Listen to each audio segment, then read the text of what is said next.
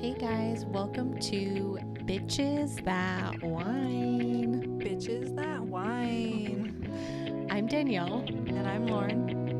and we're just two ladies that like to drink wine and talk about it, right?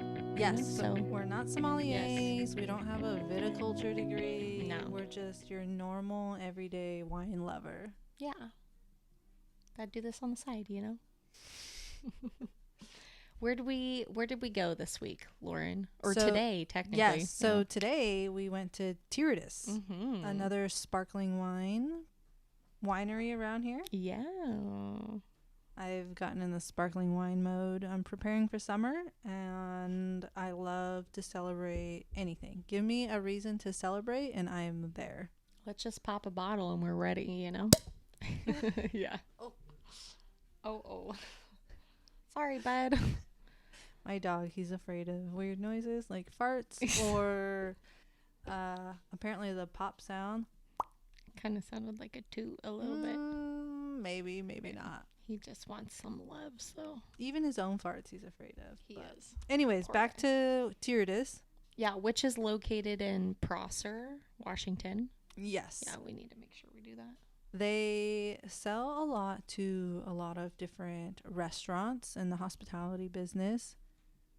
You can find them at Mhm. Wine Social in Richland, Washington, Ray's in Yakima, Washington. Which is more of a grocery store. Yeah. And they have that alcohol section. Is I what think the it's guy called said. Ray's Thrift. What was it called? Hold on. Hold on. We have this written down. Ray's Thriftway. Yes. And that's in what it's called. Yakima, Washington. Mm-hmm. Yeah. So yeah, they initially started distributing to places. So they kind of were telling us that they started doing it a little backwards when they started this out. They didn't open a place to do tastings yet. Yes. Most places will open a tasting room and make their wine and sell Mhm. it there. And Tirriddis ended up making their wine and then selling to different areas and then opening a tasting room. Yeah, they said they had it in a van and just went around to different places and were like, hey, buy our wine. Lived out of a van for a while. Yeah. They're actually cool people. I've only met 2 of the 3 owners. 3 guys went to The same. wine school. Mm-hmm. Yeah. And then they decided to start their own winery. Yeah. So I think they've been doing this for 2 years, but the tasting room's been open for like a year now. Because I think they went around selling their wine for about a year. Opened the tasting room for a year. Yeah. They came up with the name Tirriddis very specifically. They had, what did they call it? So the TIR in Tirriddis stands for, Tirage. and what's tirage? So tirage is when the yeast and sugars are added to that wine in a second fermentation, and then the wines are bottled. And the RID, Is riddling, which means it says it occurs by settling the bottle upside down, and the dead yeast cells collect in the neck of the bottle. and then the DIS. Is for disgorging. So they remove that sediment that's from the bottle. So those bottles that are placed upside down, it's into a freezing liquid, which causes the yeast to freeze in the neck of the bottle. And then they pop the crown off momentarily, so it lets that chunk out, and then they put a cap back on again. So pretty much Tirriddis is shorthand for how sparkling wine is made. Yeah. Using tirage, riddling, and disgorging. Mm-hmm. So that's how they came up with the name Tirriddis, which I think is kind of cool. There's kind of a meaning behind it. Yeah, for sure. Yeah, those three main steps on how to do it. Pretty sweet. If you're in the Tri-Cities, you can find their wine at Moniker, Wine Social, Non-Vintage Wines. Mm-hmm. You can also find them in California, Idaho, Montana, Michigan, and all over Washington State. Yeah. They're distributing pretty well, I feel like. Yeah. Their tasting is 4 wines, correct? No, 3. Oh, it's only 3. Yeah, it was 3. We just got extra tastings today, guys. It's only 3. Yeah, they only did 3. So there was the Blanc de Blanc, Mm-hmm. the Washington Blend, Correct. the Brut Rosé. Yep. That was it. That's it, huh? Yeah. We just got those extra tastings. That's true, that's true. We were asking questions. So what were the extra ones that we got? We got the Blanc de Gris, the Demo Sec Blanc de Blanc. Which I liked that one a lot. Yeah, so that was a little different compared to their just original Blanc de Blanc. So they describe that one as being the exact same as the Blanc de Blanc, just with a little more sweetness to it. Correct. Yeah. And then we had one more tasting. It was in some Magnum bottle. No, we didn't get to taste that one. I thought that the other 2 wanted to taste it, so we got to taste it. No? They just let us taste our other ones that we wanted to. If we. Oh, okay. Lame. I know. But no, it's not like it wasn't good, though. It was lame. Just kidding. No, it was good. Okay, so... God damn it. What? I keep saying so. Let's go through... I'm going to love listening to this later. Let's go through the Blanc de Blanc. Yeah. The Blanc de Blanc. For me, it smelled like a fart. Seriously? It really did. Like, that's my immediate thought after I smelled it. But the taste was very lemon. Mm-hmm. And it was kind of dry. Yeah, I got like a very, it's more acidic for sure. Yes, acidic. Very But acidic. I definitely smelled and tasted that very lemon citrus forward with it. And I enjoyed it. I actually bought a bottle of it when we left. This one's actually 100% Chardonnay. It is. So that explains why Danielle bought a bottle because she loves Chardonnay. Love Chardonnay. So good. Sorry, guys. I had to get a little taste there. You know. But yeah, no, I enjoyed that wine. Yeah. Yeah. I preferred the sweeter one. The Demo Sec Blanc de Blanc. Yes. Yeah. And we'll get that. We'll get to that later, Yes. guys. Yeah.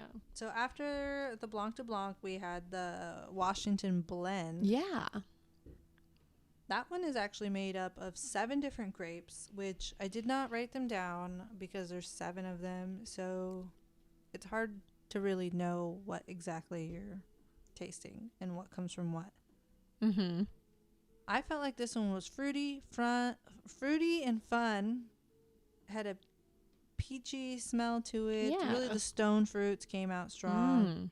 Had a peach hue to it as well. For in sure. The color, it wasn't like yellow or pink. It was kind of Yeah, it was a nice mix between the two. Yeah. Yeah. I liked it. I thought That was... Go ahead. No, like, I think we're both going to say the same thing. What? It was, like, one of our favorites. I bought 2 bottles. Of Yeah. this. And they even say that's a favorite of most people, too.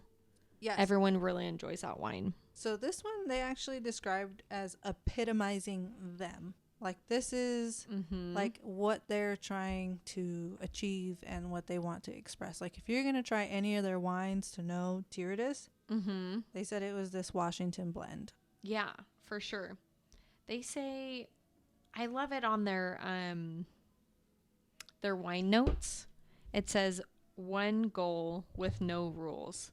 To make a fun, delicious, easy drinking wine showcasing Washington's best. And I feel like it really does. You know, it's a good mix. Agreed. Yeah. 100%. Very popular. I can see why. This is definitely an easy drinking everyday wine. So easy to drink. Like, I feel like if you're starting to get into wine, if you're not sure, pop this bottle open for some friends if you just have like, or even just a little get together. I think everyone would enjoy it. Or a good just summer day out on the patio. Yeah, seriously. Lounging. Yeah, Or you got good that. celebration. You got that new patio furniture. Yes, We'll I have got to. new patio furniture Yeah. today. Patio furniture is expensive. Oh my gosh, we'll have to when it actually gets warm out, have to test it out. I'm excited. Over here in Tri-Cities, we get about 300 days of sunshine. They say that, but I think we do. do we? Maybe if you take away the wind, you might enjoy it a little more. The wind, so annoying. We get those Chinook winds, you know. That's what they say. I believe it. Yeah, it's stupid. We've had wind the last 5 days. I'm over it. Anywho, us not bitching, guys. Next was the Brut Rosé, Mm-hmm. which immediately Danielle asked me what I smelled on this one, and I said red fruits. You did. Mm-hmm. It was pungent with that one. I liked it. It was good. Mm-hmm. When I say pungent, I don't mean it in a bad way. No, it was way. very, more fruit forward. Modern, and so that one modern wine consisted of Chardonnay, Cab, and Syrah. So that was a nice one. I liked it. I had more of that berry taste. It was forward good with it too, but a little bit of that acidic-y. And I'm not a huge rosé person. Yeah. So I was excited that I liked this one. Neither am I. Yeah, I normally don't like rosé either, but this one was good. In the past, though, I have bought a bottle of this. Daniel and I have been to Tirriddis in the past. It was probably over a year ago or so, but it was right after they had just opened there, which I think when he really said it, it's only been open for 8 months or something like that. So it was when it was definitely warmer out when we went last. Cooking. It was. Remember we were sitting outside at that one restaurant? Mm-hmm. Yeah, that was hot. But anywho, I asked how long these bottles will last in the fridge. Like, say you open it up, maybe you have a glass, but you don't drink the whole thing.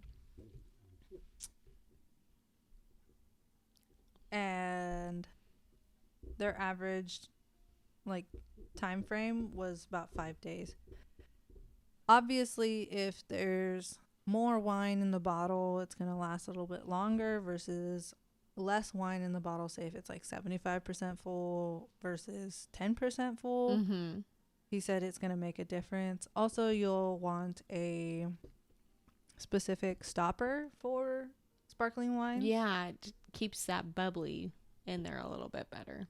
And most of these sparkling wine places will sell a stopper, or you can find one on Amazon for sparkling wines. Most of the bottles are interchangeable and all the same. Yeah, if they make them from the same, because they were telling us that they make them from that same region. Mm-hmm. It's is it German? Is what he said? No, so here. I can't remember what he said. So I was trying to remember too, but here in Tirriddis and most other sparkling wine places use Cova glass bottles, mm-hmm. which is a general champagne sparkling wine bottle, and those are made in France.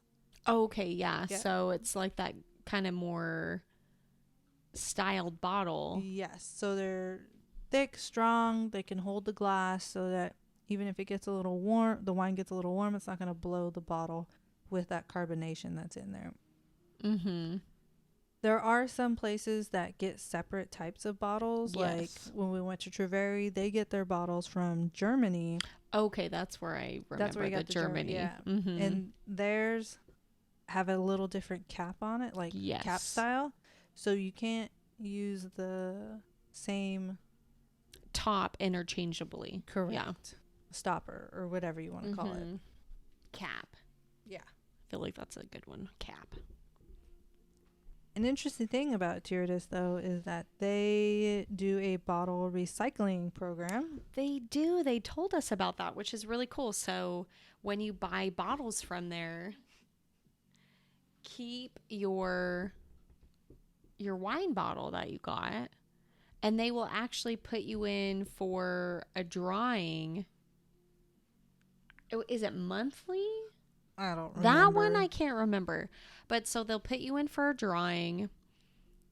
Wait, what can you even win? I forget what you can win. I don't know. But he said you get into a drawing and you win something. But it's better than winning nothing. If you like sparkling wine, save your bottle and turn it into Tirriddis. Honestly, yeah, because you just throw it away and it just, goes in the trash. So might as well recycle it. And they say they can actually recycle them like infinitely.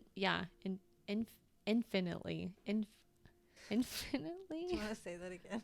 Infinitely. Infinitely. I can't say it. Their bottles can be recycled forever. Forever. As Let's long as say they're that not word. Broken, chipped, cracked. Correct. So awesome. I really liked that. But should we go on to one of our extra tastings? Yes. Tell me about it. We did the Blanc de Gris, which is 75% Pinot Gris and 25% Chardonnay. And that one was definitely, a little drier. That one was good. Yes. My thoughts on it, I thought it was dry. Tasting. The smell was more vinegary. It did have a little vinegar smell to it for sure. I smelled that. But it was easy to drink. Yeah, I thought it was solid. I mean, when you think of a Pinot Gris, I feel, just add the sparkling wine to it, and I feel like that's what you have. Yeah, it was good. Yeah. Would recommend. Yeah. And then the next one. Oh, I like this one. Yeah, this one was your favorite. I did buy a bottle. Yeah, no. It wasn't my favorite. I bought 2 of the Washington blend. Yeah, you bought one of this, right? Yes. Yeah. The Washington blend, man, guys. That one's solid. But anyways, the last one that we tried is the Blanc de Blanc demi-sec. Demi-sec, Or yes. demi-sec Blanc de Blanc. Mm-hmm. This one is exactly the same as the Blanc de Blanc, all the way up until the end. At the end, they add a little bit of sweetness to it, but it's not like a sweetness, like a syrupy sweetness. It's not like that. It's just a little bit sweeter notes on your tongue. And I really liked it. I felt like it was very well-rounded.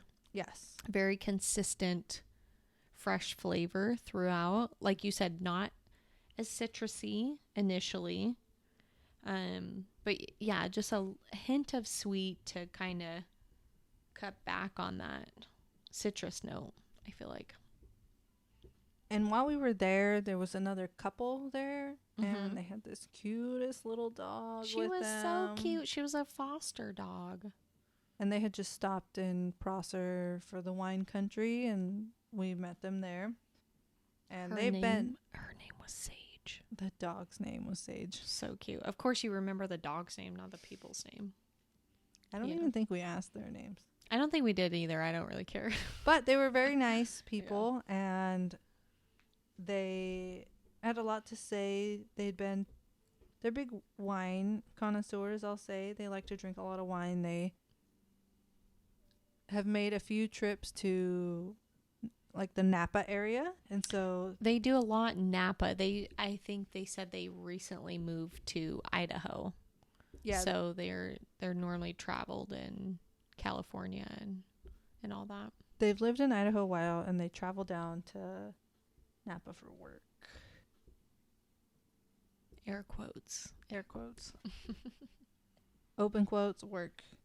Close quotes, work. They were very nice people, though. Yeah. No, very nice. And they bought a bottle of the Magna. They bought a few bottles. Like they bought like 5 bottles, I think. They're bougier than me. I'm not fancy. They definitely bought like at least 2 Magnum bottles. They're like used to the Napa price on wine, and not me over here. I'm trying to buy good tasting wine and a good price. Yeah, just reasonable. There's us. We're tasting it for you. Let us know what you want us to taste next. Oh yeah, we should do a poll on our next place. Yeah, there will be questions down below. Let us know where you guys want to listen to next. Mm-hmm. Yeah. Just We drinking some wine over here. we were sorry. thinking about doing blind tasting with sparkling wines. Yeah, we thought about doing that. We thought that'd be cool. Sorry, I really clicked my tongue there for a minute after I drank that. Woo, that was even louder. Sorry, guys. That was really loud. But yeah, we wanted to do a blind taste test with a few different sparkling wines, so we thought that would be cool next. So we'll have to ask about that. We didn't really get to talk about the place where it's located. Yeah. So we did mention it's located in Prosser, Mm-hmm. but if you are trying to hit a few places in Prosser, Tirriddis is located in a very convenient place for that. Yeah. Because in that same, there's like a little strip mall type thing Mm-hmm.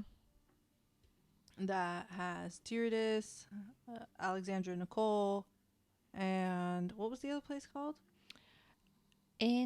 NWWC. So I think it's like Northwest Wine Collaborative. Correct. The bottles and stuff said Narratif on them. Narratif, yes. So that's his brand of wine. And then I believe he has one Savor. Oh, Is that other yes. one that he goes through, and it's more Yakima Valley Yes. vineyard. But so you can hit those few places. That place has an outdoor spot. None of the places around there are super dog friendly. The outdoor places usually are. So if you're going when it's nice weather, there's that place, and then there's down the street a little ways, not even 5 minutes, there's Desert Winds and 14 Hands, and a few more minutes away from that is Davenlore. yeah. So Those are all outside, outdoor, dog friendly, all that cool stuff. Yeah. Yeah. There's a ton of options in that area. And Desert Winds even has a place to stay. They do, yeah. So if you want to crash somewhere, you can get a room there and hit all those places in one. I mean, it's honestly, to make it to more than 3 places in a day of wine tasting, that's is a lot. Yeah, 3 in 1 is you hit 2, and it's like, okay. And you really have to plan it out too, because they're not open much later than 5:00. To be honest, yeah, 5's a pretty standard time that they all close up. Generally, they open at like 11 and they close around 5. If you time it right, you can hit the ones that are open later in the evening, like Tirriddis. They're open till 7. Desert Winds is open till 8. Yeah. But most of the other ones close at 5.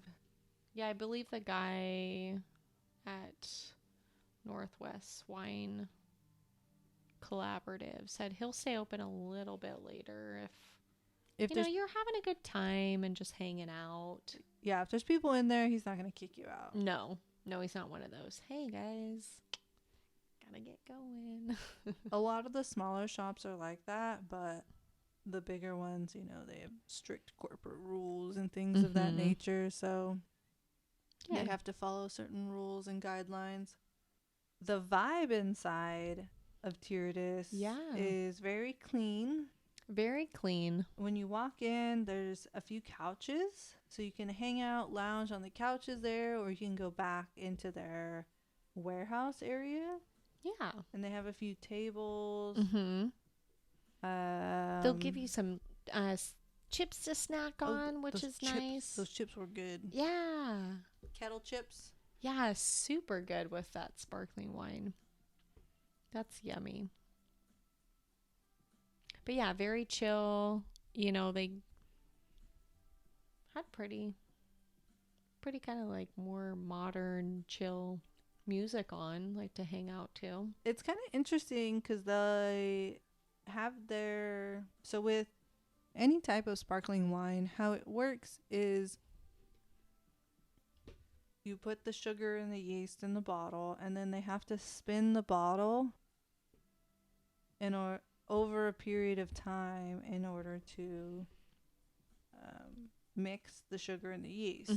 Yeah. They don't just sit there and spin it. And that's what creates the CO2 is that mixture. Correct. Because that's that second fermentation. Yes, because they also use the method traditional, the traditional method. And that's the small bubbles. Remember in our previous episodes we mentioned you want to be drinking sparkling wine with small bubbles. The tiny bubbles. Tiny bubbles. It's better for a hangover, guys. No one wants a hangover. No, that's not fun. Because, you might have to work the next day. When you're in the warehouse, they have some of their wine that they're making. Oh, in specific crates. Yes. That. And you can see, they said it's about 1,500 bottles that they have in the crates. Mm-hmm. And they explained how they have machines that will rotate the bottles or the crates. It's the crate. Okay. And it rotates the bottles, yeah, because how they sit in there. And you can, if you shine a light on them, you can really see the yeast and what's the other thing that's in there? The yeast and sugar. Sugar. Yeah. I thought that was really cool. So they were showing us more of that process behind the scenes. And this company, Tirriddis, also does a lot of other cool things. They own another, like a wine shop. Yeah. Called Northwest Vintage Wines? Non-vintage. Oh, non-vintage wines. Excuse me, guys. Sorry. Non-vintage wines. And they will do blind tastings out of that place, which is actually super interesting. And I have actually done one of the blind tastings. I'm jealous. I did it with a group of girlfriends, and it was all about sparkling wines. It was really fun, super knowledgeable. Like, the owners there have a ton of knowledge on wine and sparkling wines, how it all works and the flavors and what you're getting out of them. Well, it's not even just sparkling wines. You can choose a category of wine that you want to blind taste test. So it doesn't specifically have to be that. You can do reds in some sort of category, like a Cab Sauv or something. You could do Chardonnays, you could do Cab Sauvs, you could do Pinots, you could do Sauv Blancs. Yeah. It can really be whatever you want. I think that's awesome. It's super fun for people to, hey, what do you think, It was super fun. And it introduces you to a lot of wines that you wouldn't generally pick. Yeah. Do you really know your wine, too, People say they do, but do a blind taste test. You probably don't. Did you? To be honest, this blind taste test, the blind tasting was prior to the podcast, and you weren't really listening and hearing too much stuff, I showed up. I had a few drinks when I showed up. There you go, man. There you go. It was really fun though, and they do like a big charcuterie spread. Yum. And they give you a lot of history on what you're tasting and the type of wine. So it was really interesting just to learn a lot about the wines and to learn how much you don't know about wines. Yeah, there's a lot that we constantly learn each time we go to these new wineries. We try to have a basic set of questions that we ask. Like, how far do you distribute your wine? Is it fairly across Washington? Is it in other states? How long do you keep your bottles open for tasting? Things like that. And it just really starts delving into more other aspects of that wine and that winery. And they love to answer them. I love kind of asking these questions because each different person has a completely different answer to give us and a different story. And I feel like that's what is the main thing that brings you back to wine, right? It just brings you together with people and you get to just hang out, enjoy some good wine, some good talks, and it just brings people together. I love it. it's a good time. Agreed. Yeah. So, hey, there you go. My really romantic version. She they were has talking such a about romantic idea of what wine passionate, but is. romantic. I love It's like- wine. It's like when people would get together. Oh, let's have some tea, or Danielle also loves tea. I so love that tea. explains it. I like coffee too. She's a heavy tea drinker. I love the tea. I love the coffee. All I the love all things the things that stain your teeth. Us hygienists, we gotta think about that. I need to whiten my teeth, by the way. But I don't know why you're gonna whiten them when they're just gonna get stained again with the wine. But you have the to tea keep and the coffee. You have to keep whitening so they stay white and they don't stain. You have a point. You have a point. See, people, we know what we're talking about. Wine wipes. Wine wipes. Oh yeah, I get the wine wipes. I need to look more into those. I need to get some more. I don't have any. I used them all up. Damn. Damn, Daniel. Damn.